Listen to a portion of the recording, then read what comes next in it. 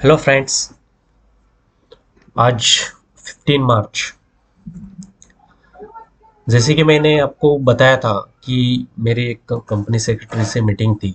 वो आज हुई। कल मैंने उसको फ़ोन पे बात किया तो उन्होंने सारी केस डिटेल्स मांगी मेरे से। मैंने पूरा शेयर किया। फिर उन्होंने अपने हिसाब से सारा चेक किया और उसमें जो भी उसको समझ में आया, जो भी उसको पता चला, वो मुझसे बाद में उसने सारी चीज़ें शेयर की। इसके पहले कि मैं आगे की सारी चीज़ें बताऊँ आपको, उसके पहले जिसने भी चैनल सब्सक्राइब नहीं किया है वो प्लीज़ सब्सक्राइब कर लीजिए, क्योंकि मुझे बार बार वही क्वेश्चन करके ना पर्सनल मैसेज फ़ोन करके बहुत लोग परेशान कर रहे हैं। अगर आपका कोई इम्पोर्टेंट है, जब जब सैटरडे संडे ग्रुप ओपन करते हैं हम, वहाँ पे डिस्कशन कर लीजिए। और ज़्यादातर लोग ना वहीं पे डिस्कशन होती है, क्योंकि पूरा दिन काम धंधे वाला रहता है। अगर वो ग्रुप पे कोई भी एक मैसेज आ जाता है तो वो सारा काम धंधा छोड़ के उस पे लग जाता है, क्योंकि वो इम्पोर्टेंट नहीं दिखता है। तो इम्पोर्टेंट उस चीज़ को होता है कि जो हम वैल्यूबल बात करें या वैल्यूबल न्यूज़ हम दें। तो कोई भी कुछ भी कमेंट करता रहता है, उसके वजह से पहले आप ये कीजिए। और जिसको जो भी क्वेश्चन है आपके दिल में, उसके रिगार्डिंग सारे मेरे यूएसएल के वीडियो ना सब में है। वहीं पे आपको सारा एक डिटेल में आंसर मिल जाएगा जो भी क्वेश्चन है। तो प्लीज़ वहाँ पे जाइए, वहाँ आप वीडियो देखिए और समझिए, और आपके क्वेश्चन के आंसर मिल जाएंगे। दूसरी चीज, आज हेयरिंग थी। तो हेयरिंग में जो आया आपको, आपने तो पढ़ लिया होगा।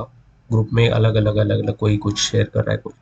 लेकिन सबसे इम्पोर्टेंट बात मैं ये बताना चाहता हूँ, जो कोर्ट में केस है वो एसबीआई ने किया हुआ है, कोई पर्सनल किसी ने किया नहीं।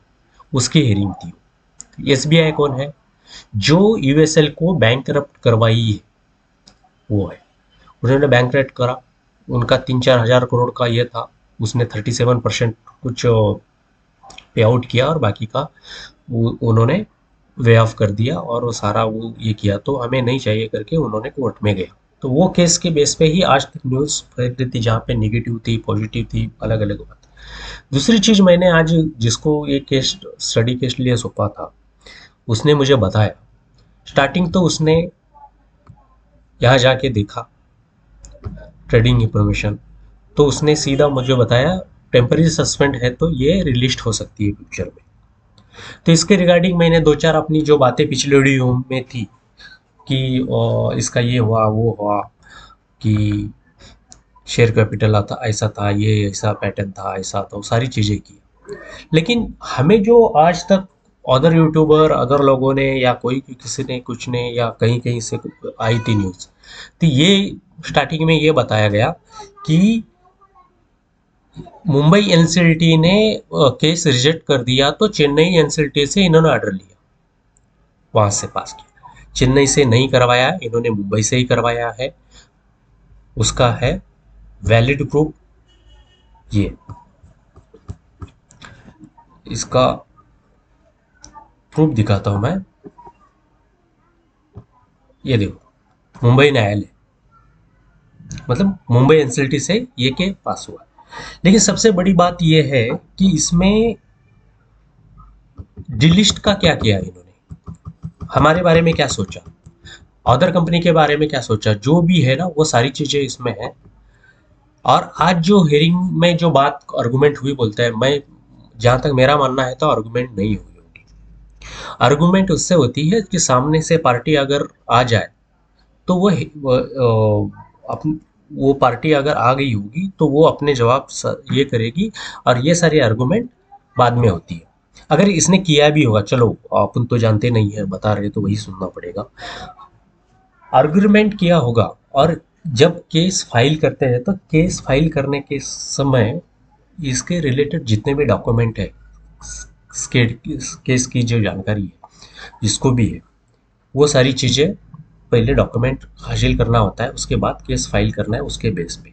अभी वो किया होगा, लॉयर अच्छे होते हैं, वो सारे स्टडी करके किया होगा। लेकिन ये एक बात जो हमारे दिल में जो चल रही थी और हमारे दिमाग में चल रही थी, उन्होंने मुझे ये बताया कि ये कंपनी जो वॉलंटरी डिलिस्ट है उसके अलग अलग है मायने होते हैं। वॉलंटरी डिलिस्ट में यह होता है कि 1 से 10 साल के बीच कभी भी उसकी फाइनेंशियल कंडीशन अच्छी हो जाए तो वो करते हैं। पहले तो डिलीट क्यों करते हैं, उसमें दो तीन चीज़ें होते हैं। एक तो बैंकरप्ट हो गया, कोई कंपनी बैंकरप्ट के लिए डाल दिया तो बैंकरप्ट के लिए उसने वो रेजोल्यूशन और सीओसी अप्रूव करता है, वो उसके बाद वो करप्ट ये। दूसरी चीज़ ये होती है कि शेयर की प्राइस, उसकी जो वैल्यू है या फाइनेंशियल वैल्यू वो सही से शो नहीं कर रही, इसके वजह से भी वो डिलीट कर सकते हैं। तीसरा है कंपनी अगर कोई नेम चेंज करना है या कंपनी अगर मर्ज करनी है कोई और कंपनी, उस चीज में भी ये करते हैं। तो ये दो तीन चीजें हमें यहाँ, एक तो एक वैलिड रीजन दिख रहा है कि इन लोगों ने शेयर की वैल्यू उन्होंने 660 करोड़ से 1624 किया, एक वैलिड रीजन लगता है हमें। दूसरा रीजन ये है कि हालांकि इन्होंने कल परसों इन्होंने नेम भी चेंज कर दिया, वो एक रीजन लगता है।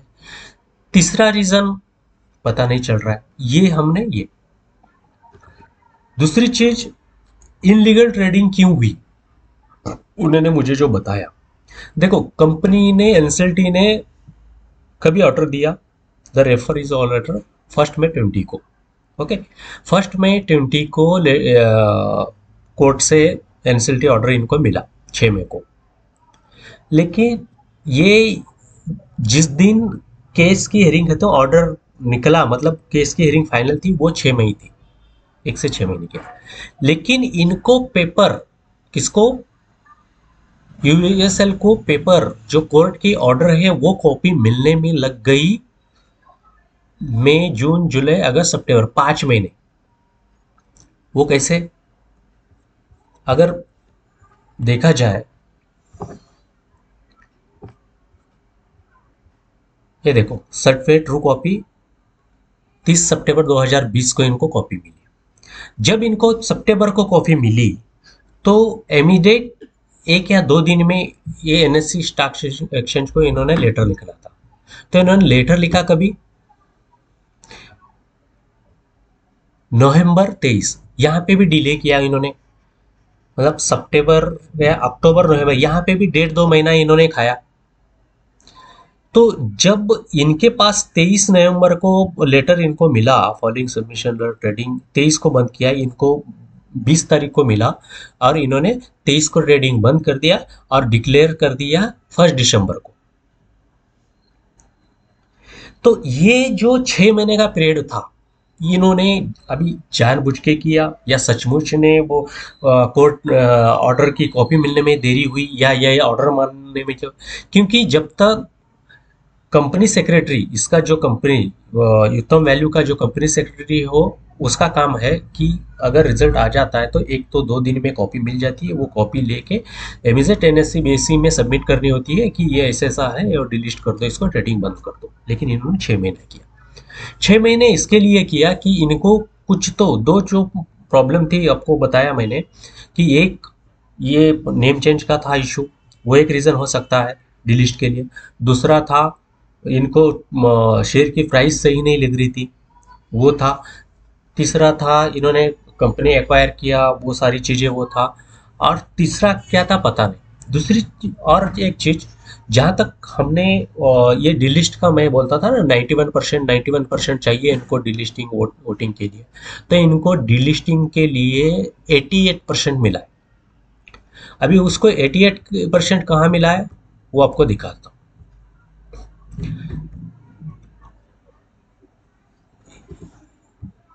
88% इनको इस केस में मिला है, जबकि इनको अगर डिलिस्ट करना है कंपलसरी तो इनको चाहिए 91%, 90% से 90%। ओके, ये दिखाता हूँ आपको, ये देखो, ये देखो 88.9। जहाँ तक मैं आपको बोल रहा था ना इनके पास 88% समथिंग कुछ तो है, तो इनके पास टोटल वोटर जो थे उनमें से 88% लोगों ने ये डिलिस्ट के लिए इनको वोट किया। तो बचा अपने पास कितना, अपना नसीब इतना अच्छा है कि 2-2.5% अपन को अगर मिल जाता है तो आपको कुछ नहीं मिलता, क्योंकि 91% होता है तो ही सीओसी इसको ना अप्रूव करता है। तो ये 88% हुआ है तो दूसरा रीजन दिया होगा। अभी क्या, अभी ये एनसीटी ऑर्डर में एग्जैक्ट रीजन क्या है वो कहीं नहीं पता है, कहीं नहीं इसमें। अगर वो हमें मिल जाता है तो पिक्चर, मैं कल ग्रुप पे भी बताया था कि ये अगर न्यूज़ मिल जाए तो सब सारी चीज़ें क्लियर हो जाएगी। लेकिन 88% ही मिला इनको, तो 88% के हिसाब से ये यहाँ ये एक अपनी पॉइंट है अपने लिए अच्छी। ये दूसरी चीज, इन्होंने अगर मई में, और ये हुआ है कब, अप्रैल 2019 में, अप्रैल 2019 में 88% मिला, उसके बाद कम से कम 1-1.5 साल चला है ये रेजुलेशन, उन्होंने ये डेट को किया। लेकिन उसके बाद, और जो केस किया हुआ है ये राजीव चक्रवर्ती के ऊपर किया। ये राजीव चक्रवर्ती एक एनसीएलटी बैंक के लिए प्रपोजल बना के देने वाला बंदा है। तो बैंक करप्शन करप्ट के लिए प्रपोजल देने वाला वो कोई भी किस कंसल्टेंट हो, उसके ऊपर केस करके फायदा नहीं। केस होना चाहिए कंपनी पे, या अदर जो भी इसके रिस्पॉन्सिबल जो भी बंदा है उसके पास करना चाहिए। तो ये है वो, अगर लॉयर ने केस किया होगा तो कुछ सोच समझ के किया होगा, वो मैं उसके ऊपर कमेंट नहीं करना चाहता। दूसरी चीज जहाँ मैं समझ रहा हूँ वो है, फिर ये 88 का ये हो गया। दूसरा, ये दोनों चीज है, ये एक है।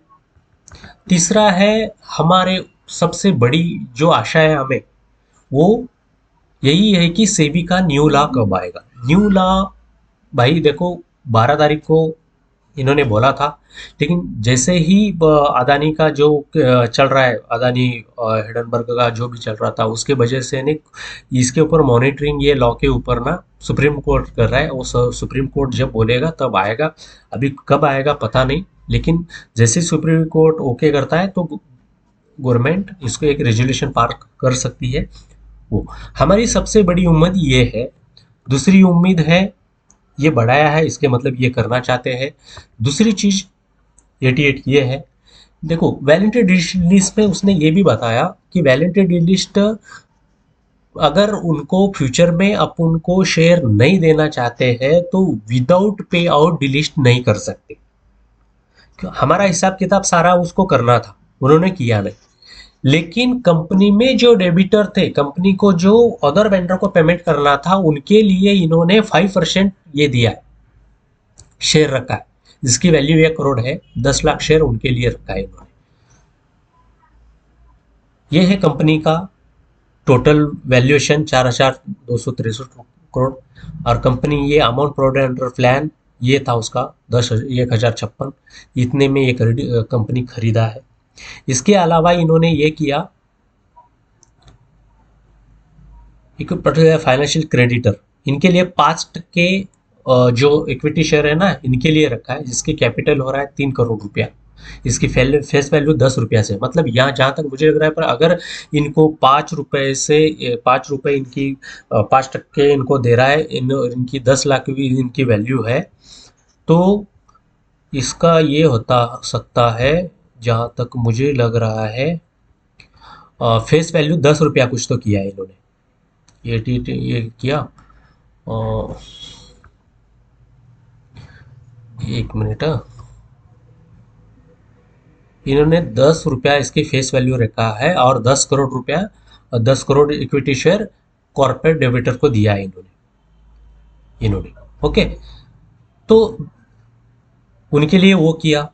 और दूसरी चीज ये थी कि अगर ये डिलिस्ट करते अ, तो ये अदर द कंप्लाइंस थी वो कंप्लीट होनी चाहिए थी। सबसे बड़ी कंपनी ये है कि कंपनी फिर से हमें शेयर मिलेगा या नहीं मिलेगा। अगर इन्होंने पे आउट कर देते तो हमें शेयर नहीं मिलते। हमें इन्होंने हमारा ये तो डेबिट कर लिया, और उत्तम गलवा वाले के लिए भी सेम है, जो बोल रहा हूँ मैं, ये सेम कॉपी टू कॉपी है। दोनों के डायरेक्टर सेम है, दोनों के, सिर्फ इनको जो आज के डेट में जो खरीदा वो ऑनर अलग है, लेकिन गोल्ड प्रमोटर जो है सेम है सब में, सारा रिलेशन सारा सारा सब सेम है। तो ये जो मैं यूएसएल के जो बोल रहा हूँ वो उत्तम गलवा के लिए भी है। तो ये चीज हो गई कि इन्होंने अगर हमें पे आउट कर देता फेस वैल्यू के हिसाब से, हमें हमारा जो भी बनता है वो दे देता, तो फ्यूचर में अगर ये रिलीज करते तो सारे के सारे शेयर उनके हो जाते, हमें कुछ नहीं मिलता। तो इन्होंने कहीं तो सेबी को कन्विंस किया है, सेबी के ऑर्डर में ये दिया होगा कि हम फ्यूचर में रिलीज करके और जो पब्लिक शेयर होल्डर है उनको हम देंगे। इसके लिए ये हुआ है, ये उस सेक्रेटरी ने मुझे बताया, क्योंकि ऑर्डर में कहीं पे ही नहीं लिखा है कि सेबी ने क्यों परमिशन दिया। इसने ही इन्होंने ये किया कि हम एनसीएलटी के ऑर्डर के बेस पे हम ये डिलीट कर रहे हैं, इतना ही लिया, without pay out. Without pay out मतलब उसका ये पे आउट है, अगर पे आउट बोलते तो हमें हमें हमारे शेयर के फेस वैल्यू के हिसाब से हमें मिल जाता, और विदाउट पे आउट मतलब विदाउट पे करे हुए डेली किया है, फ्यूचर में अगर लिस्ट होता है तो हमको ऑटोमेटिकली उसको देना पड़ेगा, ये उन्होंने बोला। दूसरी चीज है इसमें एक ही पॉइंट की सेबी क्यों परमिशन दिया, मतलब ये शब्दों का खेल है, ये हमें बहुत ये बनाते हैं ये लोग। तो हमें ये हमारे शेयर मिलने चाहिए। और 6 महीने का गैप कैसे हुआ कि जब तक ये एनसीएलटी की ऑर्डर लगा के हम एनएससी को लेटर नहीं लिखते हैं, जैसे ये लेटर है एनएससी को, नेशनल स्टॉक एक्सचेंज, ये लेटर जब तक लिखते नहीं है तब तक आपके शेयर ट्रेडिंग चलती रहेगी। मतलब इसमें ये हो सकता है कि जानबूझ के इन्होंने शेयर नहीं किया एनसीएलटी को जल्दी, या इन्होंने कुछ अलग फ्यूचर, वो अगर ये कर दे ट्रेडिंग बजे हो जाएगा और अपना 46 का जो फार्मूला जो ये था ना उसमें बहुत चला जाएगा, तो ये 6 महीने में इन लोगों ने शेयर खरीदा होगा या किसने किया खरीदा होगा क्या नहीं, वो सारे मैंने पिछले भी वीडियो में बताया है। लेकिन जो इनलीगल ट्रेडिंग जो चली उसका रीजन ये है कि इनको ऑर्डर मिली लेट, 30 सितंबर को इनको ऑर्डर मिली कोर्ट से, और इन्होंने फिर भी 30 को किया तो 1 या 2 तारीख को उन्होंने देना था। 30 सितंबर को मिला तो 1-2 अक्टूबर को डिलीट शेयर ट्रेडिंग बंद होनी थी, लेकिन इन्होंने 20 नवंबर को एनएससी को सूचित किया है। मतलब यहाँ भी इन्होंने गलत किया है। मतलब जैसे ही उत्तम गलवा का ऑर्डर आया ना, 2 दिन में शेयर, 2 घंटे में या 2 दिन में शेयर ना डिलीट हुए, ट्रेडिंग बंद हुई है। तो ये केस में क्यों किया, ये एक अपनी बाजू है, कल कोर्ट में जाते हैं, कोर्ट ये होता है, तो ये एक अपनी एक स्ट्रॉन्ग पॉइंट है ये। दूसरी चीज सीओसी के लिए जो 90% तो चाहिए था वो 88% है, इन्होंने खुद ऑर्डर में भी दिया है। ये दो चीजें अपनी है। तो सारा कुल मिला के ये समझ में आ रहा है कि अपने शेयर अपन को वापस मिल सकते हैं, हम अच्छी तरह से फाइट करेंगे तो। क्योंकि कहाँ होता है कि आप आवाज नहीं उठाओगे, कोई पूछने वाला रहेगा नहीं, तो अपने हिसाब से वो बांट लेते हैं, सारे कुछ कर लेते हैं। तो हमें ये चीज रखनी है ध्यान में कि ये सारी चीज ये, इसके लिए मैंने अपन ने एक व्हाट्सएप ग्रुप भी बनाया, वो व्हाट्सएप ग्रुप से जुड़िए। क्या करना है नहीं करना है वो आगे की बात है, हम वही डिस्कशन करेंगे। क्योंकि जब तक सेबी लॉ नहीं आता है तब तक हमारी आगे की रणनीति नहीं बना सकते। बना भी सकते हैं, अगर 6 महीना नहीं आया तो कम से कम 1000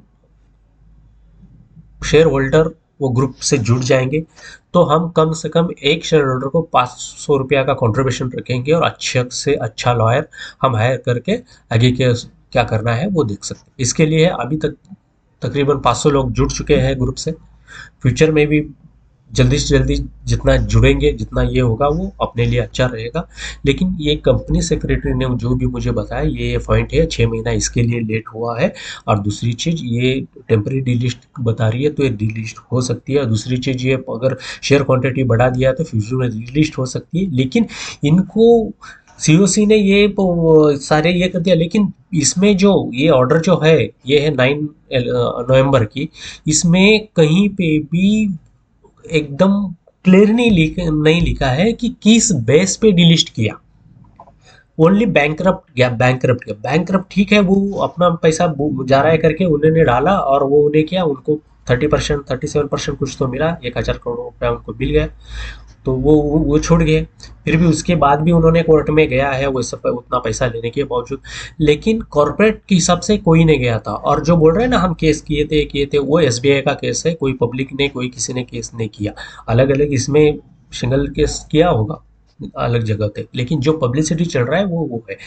तो प्लीज़ इस केस से जुड़िए, ग्रुप, व्हाट्सएप ग्रुप से जुड़िए, अपने चैनल से जुड़िए और फ्यूचर के लिए रेडी हो।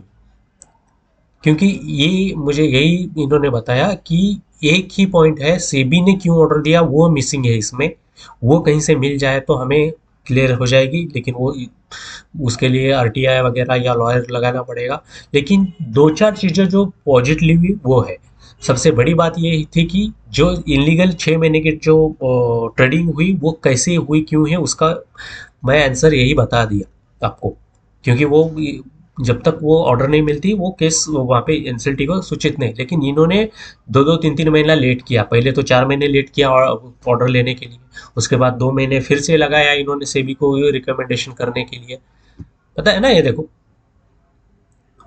20 तारीख को उसने ट्रेडिंग बंद किया, 20 को उन्होंने दिया, 23 को उन्होंने ये किया, और फर्स्ट को उन्होंने डिक्लेयर किया कि ये डीलिस्ट हो गई करके, ट्रेडिंग बंद करके एमजेड भी नहीं किया।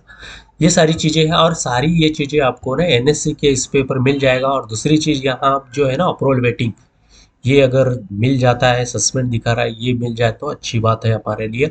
और शायद हो सकता है फेस वैल्यू भी चेंज हो, क्योंकि इन्होंने 5% जो कॉर्पोरेट डेबिट के लिए जो दिया है उसकी फेस वैल्यू 10 करके दिया है, वो ये ऑर्डर में है। ये ऑर्डर 9 तारीख की है जो एनएससी की साइट पे अटैच है। तो आप प्लीज़ चैनल से जुड़िए और फिर आगे की तैयारी के लिए तैयार रहिए, हो जाइए। Okay, thanks.